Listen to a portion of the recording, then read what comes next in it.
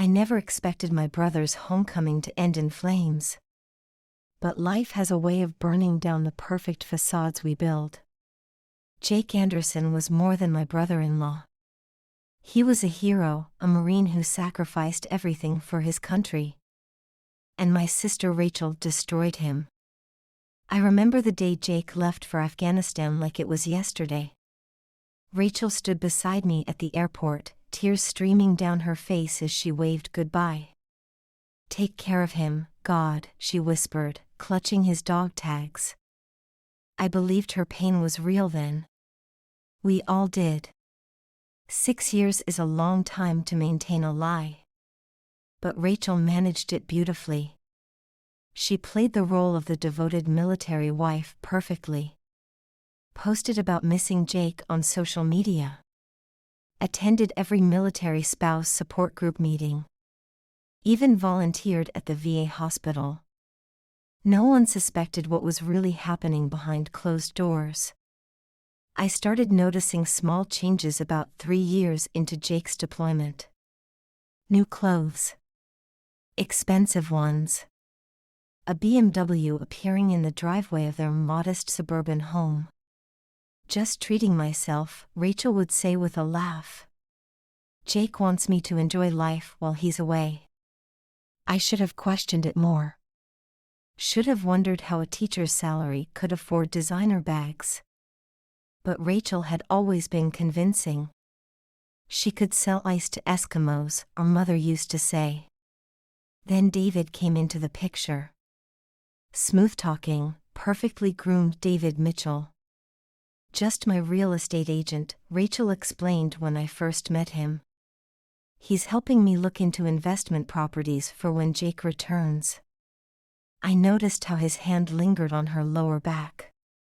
How she leaned into him when she laughed. But I stayed silent. Convinced myself I was imagining things. After all, this was Rachel, my sister who had been in love with Jake since high school. The girl who cried for weeks when he first deployed. I was wrong.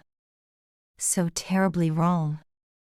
The truth started unraveling 3 months before Jake's return. I stopped by their house unexpectedly one afternoon. Found David's car in the driveway. Heard laughter from upstairs. I left without saying a word. That night, I drank an entire bottle of wine. Trying to wash away the guilt of knowing. The weight of betrayal pressing against my chest. I should have told Jake. Should have written to him. Called his commanding officer. Done something. But family loyalty is a complicated thing. Rachel was my sister. My only sister. So I watched in silence as she prepared for Jake's return. Redecorating the house he had bought with his combat pay. Replacing their carefully chosen furniture with modern pieces. Erasing every trace of the life they had built together. "It's time for a change," she said. "Jake will love it." Another lie in an ocean of deception. The day Jake came home, I stood in the crowd at the airport. Watched as Rachel embraced him. Saw the moment he realized something was wrong. The slight stiffening of his shoulders. The way his smile didn't quite reach his eyes. David was there too. Standing in the background. Smirking. I wanted to scream. To grab Jake and tell him everything. But I didn't. I just hugged him and welcomed him home. Like a coward. The next few weeks were torture. Watching Jake discover the changes bit by bit. The new furniture. The drained bank accounts. The unopened letters in the garage. Each discovery like a knife twisting deeper. I saw the soldier in him emerge. The calculated way he began gathering information.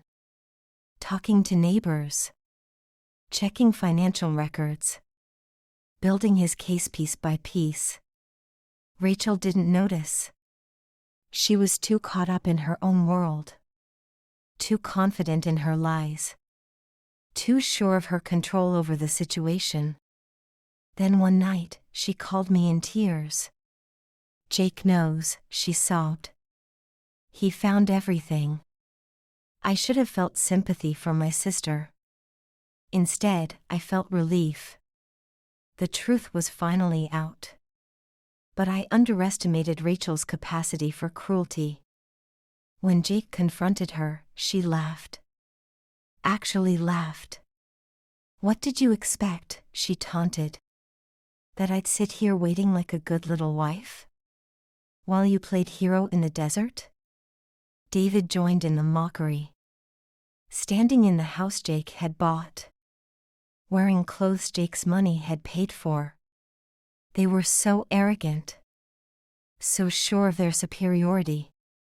They never saw the darkness gathering in Jake's eyes. Never recognized the dangerous calm in his voice. But I did. I knew that look. It was the same look my father had when he came back from Vietnam. The look of a man who had nothing left to lose. I tried to warn Rachel. "You're playing with fire," I told her. She dismissed me with a wave. "Jake's harmless," she said. "He'll get over it." She was wrong about that too. The night everything changed, I was at home, grading papers and trying not to think about the mess my family had become. Then my phone rang. It was Jake. "I need your help, Lisa," he said. His voice was steady. Too steady. I knew then that something was about to happen. Something terrible. He asked me to meet him at a diner the next morning. To bring all the evidence I had collected. Bank statements. Photos. Everything. I agreed without hesitation. Maybe if I had questioned him, asked what he planned to do, things would have turned out differently. But I didn't. I just gathered the documents, organized them neatly in a folder, and tried to ignore the voice in my head. The one screaming that I was about to become complicit in something dark. The diner was quiet when I arrived.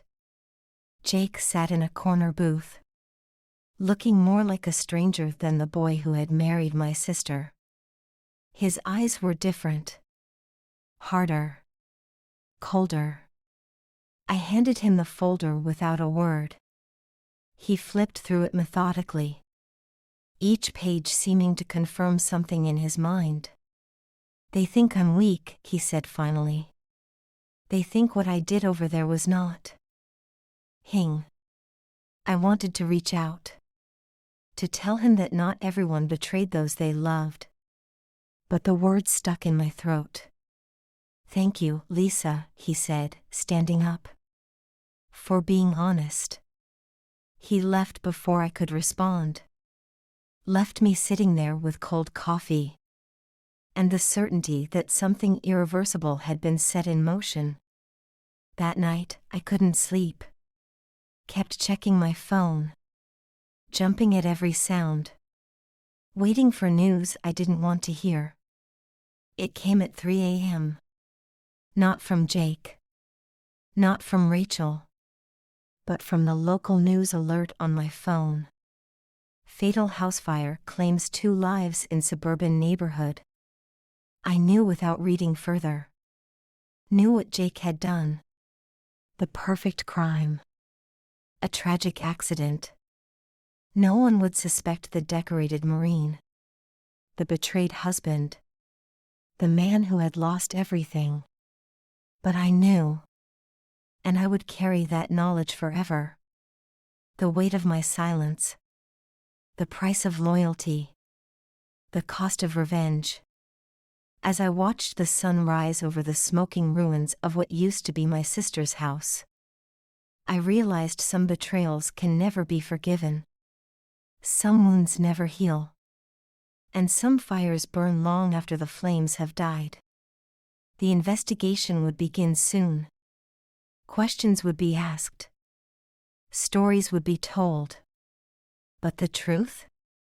The truth would stay buried in the ashes, along with Rachel's lies, David's smirk, and Jake's broken dreams. I was the only one who knew the whole story. The sister who watched it unfold. The witness who chose silence. The keeper of secrets that would haunt me forever. But as I stood there in the early morning light, watching firefighters sift through the debris, I couldn't bring myself to regret my choice. Sometimes justice wears a darker face. Sometimes revenge is the only answer. And sometimes, just sometimes, the guilty have to burn. The days after the fire passed in a blur of police interviews and funeral arrangements. I played my part perfectly. The grieving sister. The supportive sister-in-law. No one questioned my tears. They were real enough. Just not for the reasons they thought. Jake disappeared for a while. Need some time to process, he told the investigators. They nodded sympathetically. Poor widowed veteran. Lost everything in a tragic accident. If only they knew.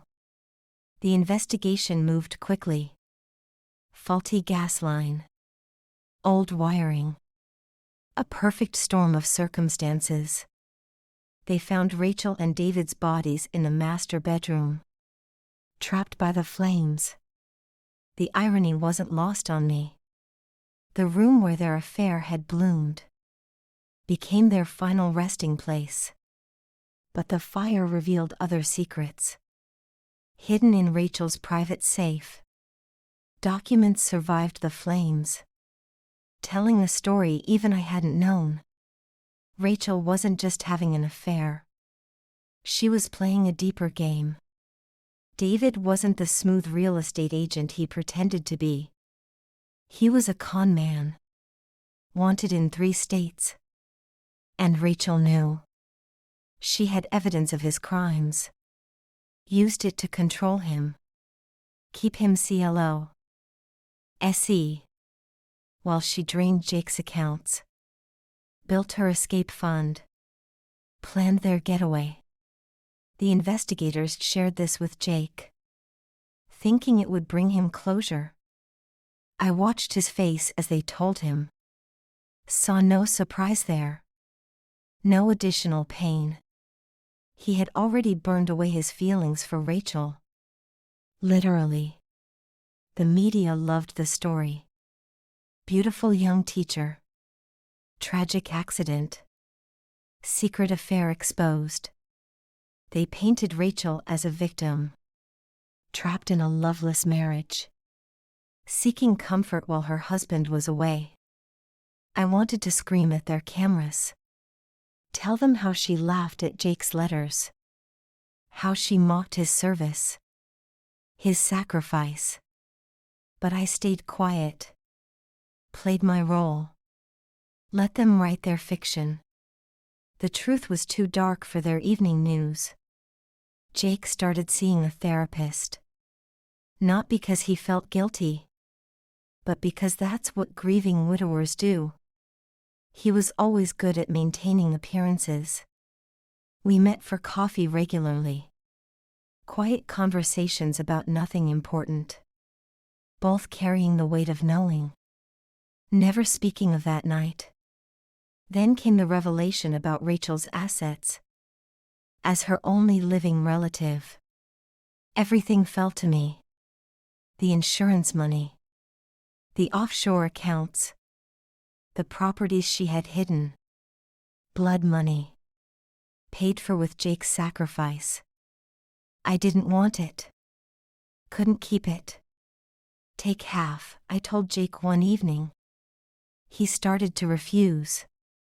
You earned it, I insisted. With blood and sand and 6 years of your life.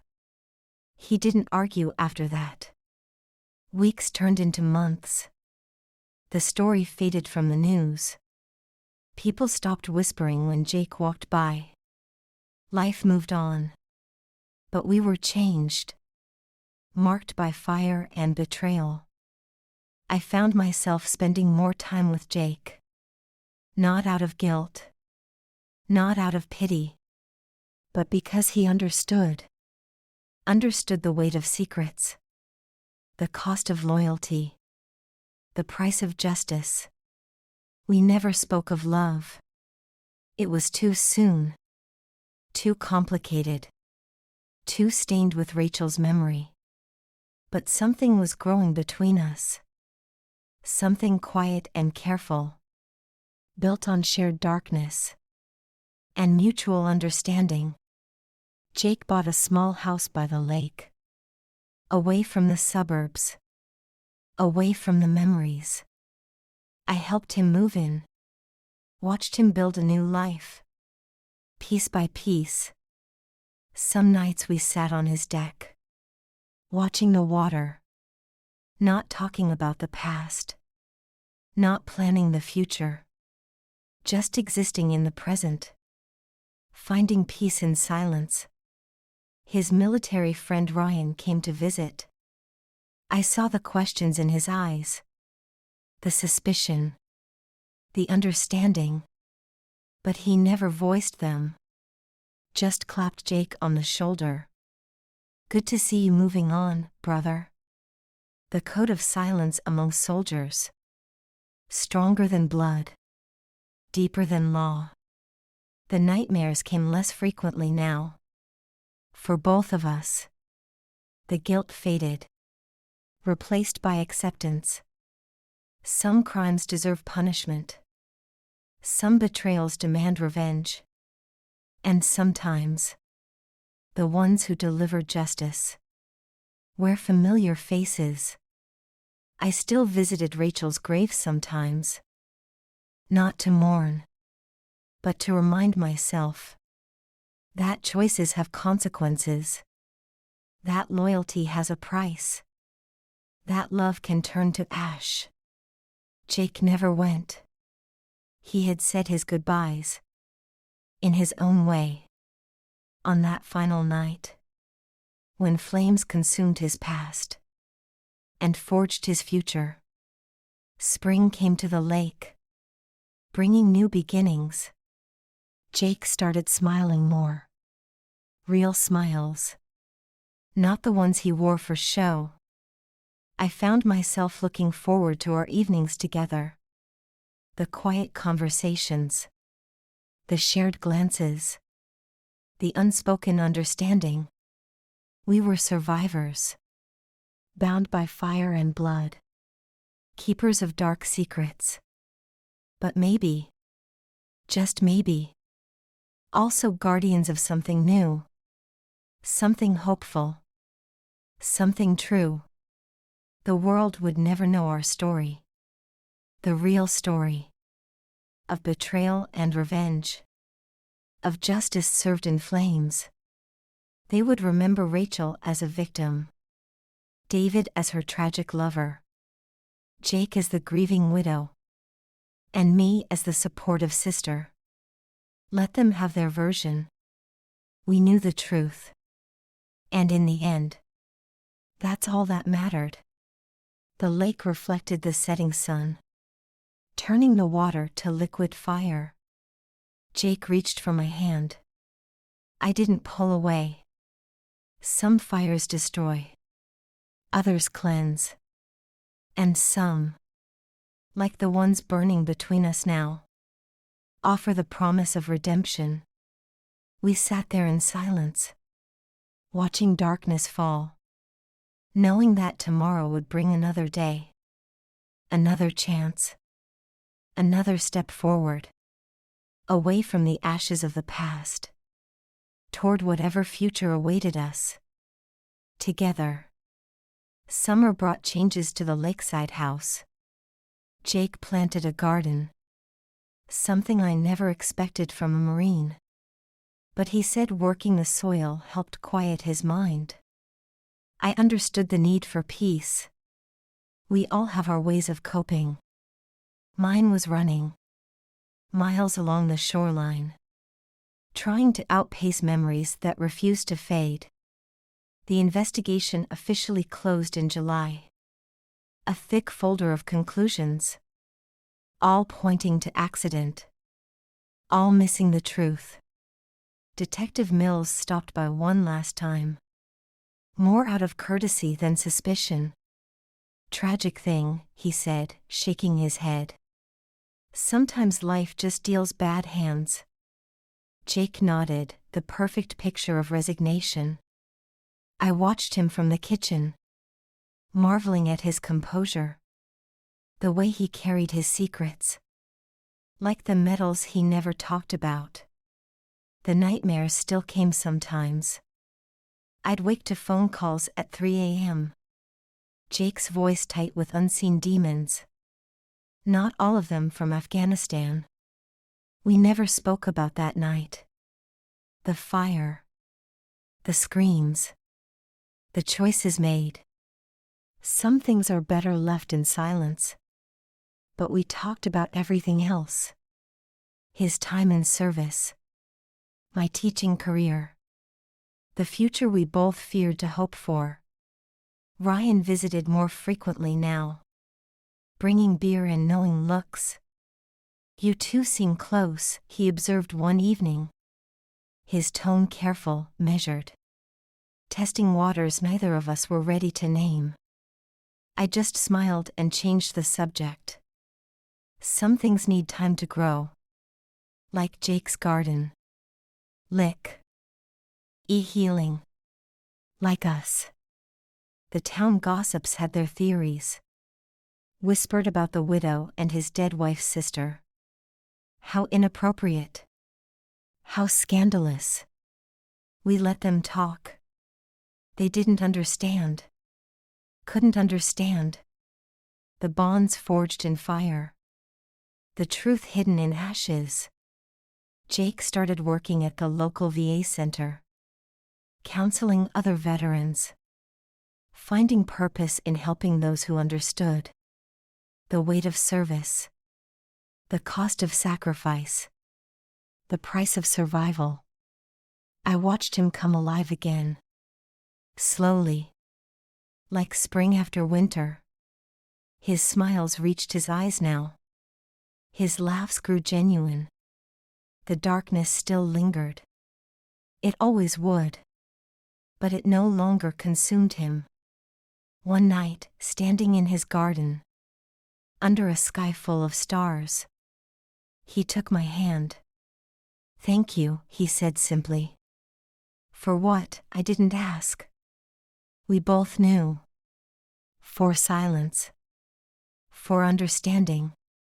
For standing beside him in the darkness. The first kiss came naturally. No fireworks.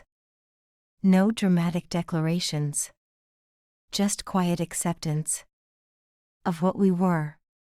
What we had become. What we could be. The guilt surprised me. Not for the kiss. But for feeling happy. After everything. Jake understood.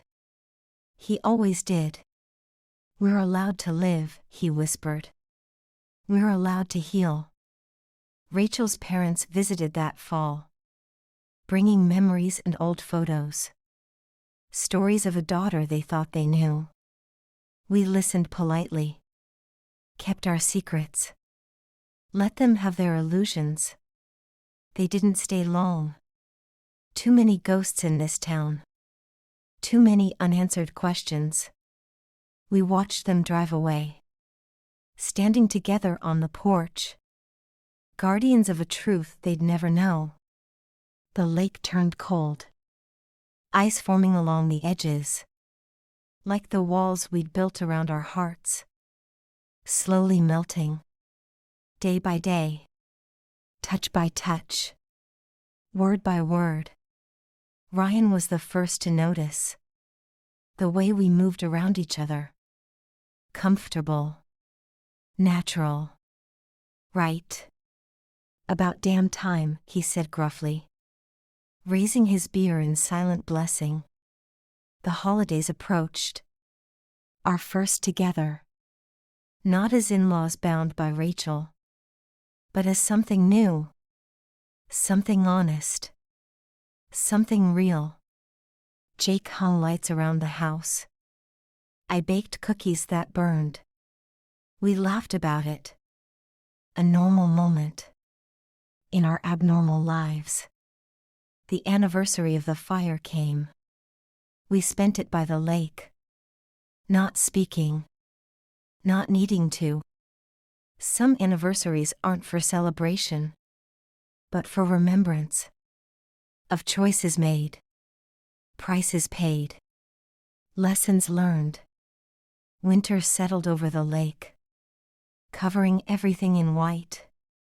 Pure as the lies we told the world, deep as the truths we kept between us. Jake proposed on a Tuesday. No fanfare. No grand gestures. Just quiet certainty. Like everything else between us. The ring was simple. New. Untainted by the past. I said yes. Not to erase what happened, but to build something new. From the ashes of what was. The town talked, of course. Scandalized by our timing. Our relationship. Our apparent disrespect for Rachel's memory. We let them talk. They didn't know. Couldn't know. That every step we took, every moment we shared, was bought and paid for. In blood and fire. Tears and truth. The future stretched before us. Not perfect. Not unblemished. But ours. Built on understanding. Forged in flames. Tempered by time. Some nights I still wake up thinking about Rachel. About choices and consequences. About justice and revenge. But then I feel Jake's arms around me. Solid. Real. Present. And I remember that from the darkest fires, the strongest bonds are forged. That after the flames die down, new life can grow. That sometimes the most beautiful gardens bloom in soil enriched by ashes. We are not perfect. We are not innocent. We are survivors. Guardians of dark truths. Keepers of fierce justice. But we are also this. Two people who found love. In the aftermath of betrayal. Hope. In the wake of destruction. Peace. In the acceptance of who we are. And what we've done. The lake reflects our future now. Clear and deep. Like the love we've found. Like the secrets we keep. Like the life we're building. One day at a time. Together. End.